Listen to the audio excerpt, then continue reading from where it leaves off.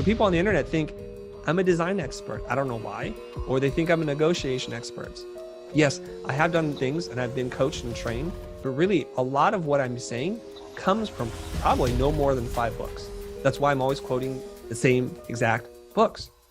But if we define life experience plus knowledge plus skills equal expertise, so that would make very few of us experts. That would probably discourage a lot of us from starting to share what we've learned. A lot of people naturally say you have to have those 10,000 hours. So then if your definition is of actual experience, then perhaps we have to start to wonder if that is true. Every time we are not the domain experts, and I'm going to assume more often than not, we are not the domain experts. What do we need to do? Call them. Call the domain experts. What do we need to ascertain from the domain experts? What do we need to know? I think we need to know what questions they would ask this client.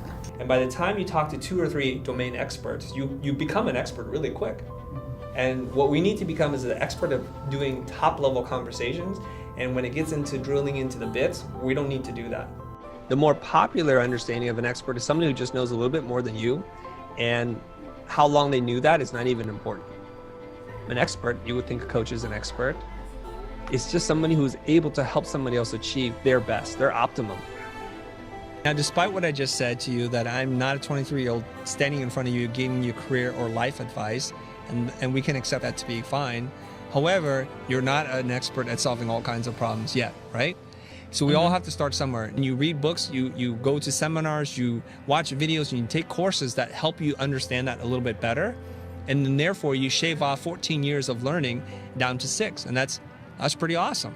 And we have this discussion more than I like at the office.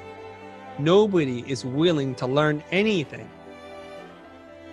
They just go around walking around with these dangerous ideas that are never validated, that aren't backed up by anything, not even their own self-analysis or critical thinking. So what they do is they spout off things out of their face all the time that they don't know anything about. So my whole thing is, guys, stop. Everybody, read a book or 2 on the subject. Watch a freaking video, for crying out loud. Go to a workshop. Expand what it is that you know, because you're walking around throwing around a lot of dumb ideas, all of you, myself included at times. Read some books. Doesn't even matter if they're good. Just so that you make sure what you're saying lines up with someone who spent some time thinking about it. That's all. And I think that's good enough. That's the minimum that you need. And it's very attainable if you do this. You read those 5 books on one subject, and then you start to develop your own expertise. Okay, now you could be quite famous and know nothing, but that's not you. You're going to learn stuff, and you need to get that information out there. You need to be able to help people. So that means I need to acquire greater skills, I need to learn more things, and I need to have more experiences to help people so that they can see the same image I see of myself. People don't want to be a fraud. They have heavy dose of imposter syndrome, and they don't want to be some charlatan. And so to be consistent with your own view, you don't want to be that. But then what you're doing is you're robbing yourself the ability to help other people and to actually do better for yourself. And that's what I'm trying to get at. I want to get away from this idea that you have to have all these things checked off on a list.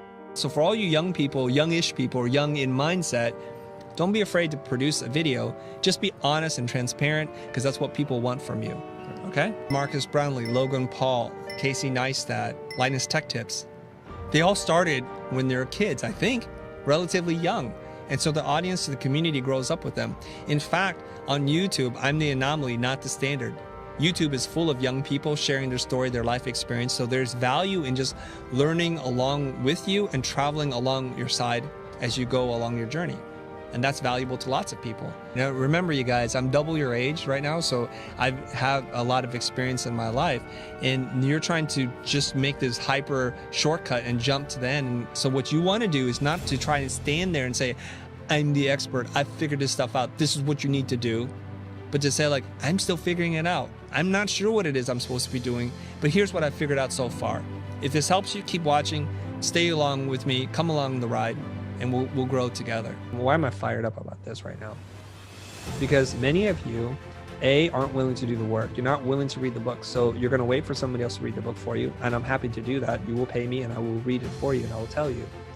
But if you read the books that you're interested in and the topics that you want to become better known for, please, please do not edit what you give to the community, to the world, to your clients, to your staff. They will get more than what you think you're giving. And that's the important thing. That's how you're going to get known. That's how you'll become an expert.